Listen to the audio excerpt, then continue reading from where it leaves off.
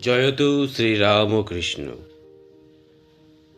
শুভ সন্ধ্যা, সবাইকে স্বাগত। দেবাত্মা যিনি যথার্থ মহান, তার উদারতা এমনই। ক্ষুদ্রতার সীমা সরিয়ে সকলকে আপনার বিস্তৃতিতে এক করে নেন সর্বদা। বৃহতের আকর্ষণে সংকীর্ণতা আনত হলে অসীমের আনন্দ উৎসাহিত হয়। তেমনি নাগাধিরাজ হিমালয়ের শোভা।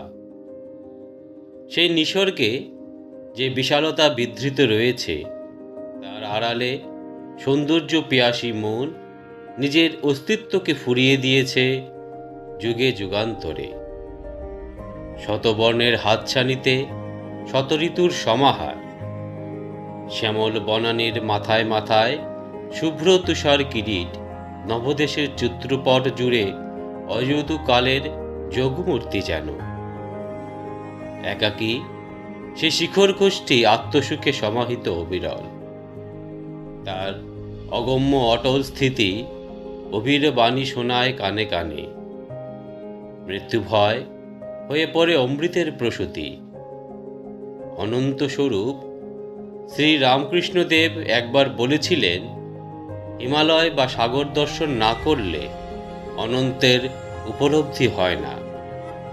হিমালয়ের প্রসারতার মধ্যেই সেই নবদেবতা আত্মার স্বরূপ বোধ করেছিলেন। তাই হয়তো নরশরীরে হিমালয় দেখেননি কখনো। নইলে কে বলতে পারে নৈসর্গিক ব্যাপ্তি তার চেতনাকে অদ্বৈত তত্ত্বে চিরলীন। আপনাদের ভালো লেগে থাকে তাহলে অবশ্যই আপনাদের মূল্যবান মন্তব্য কমেন্টের মাধ্যমে জানাবেন।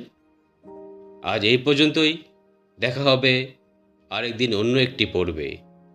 জয়তু শ্রীরামকৃষ্ণ।